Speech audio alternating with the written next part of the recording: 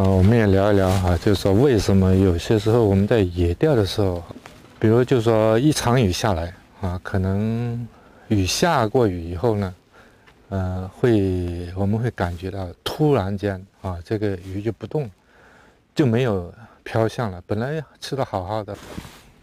但是经过一场雨以后呢，会就是说突然间就感觉到没有什么鱼在窝子。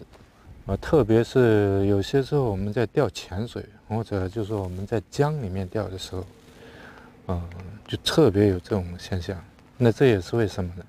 其实今天的口哈，虽然没有我们预期的那么好，因为今天降温了，但是就是说还是陆陆续续有虽然毛的比钓的多，但证明是有口的。但是刚刚那一场雨下过来以后呢，就突然间就下的那时候还没有，好像就过了1个小时或者半个小时以后呢，突然间就没有动静了。2.23米吧，这个水深，也就是2.23米。那就是说哈，雨一下过来以后呢，因为就这个雨啊，这个是冷风雨。冷风雨的意思呢，就是这个雨的温度会比水的温度可能会更加低一点。那这样的话，如果这个雨，因为就是说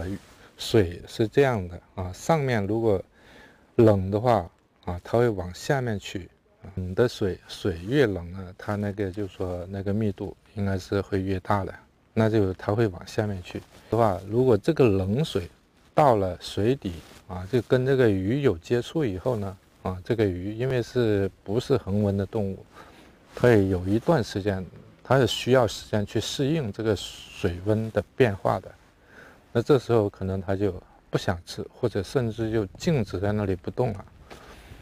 就是这个意思我们要等它自身去调节好以后呢，它可能会再有一个窗口期，就是这样子。但是我们也可以留意一下就是一场大雨过后呢，有些时候会很好口，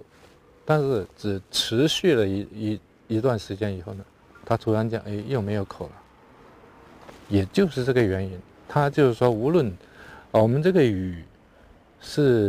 反正就是说这个不一样的水进去以后呢，和鱼现在所在的水做一个就是说，我们不要说化学反应、物理反应就是说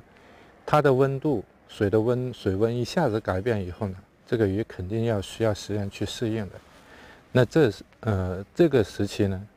一般来讲我们是它是不怎么喜欢去吃或者这样的，就是这个原因但是它调整好以后呢，它适应了以后呢，它会再去觅食或者怎样的，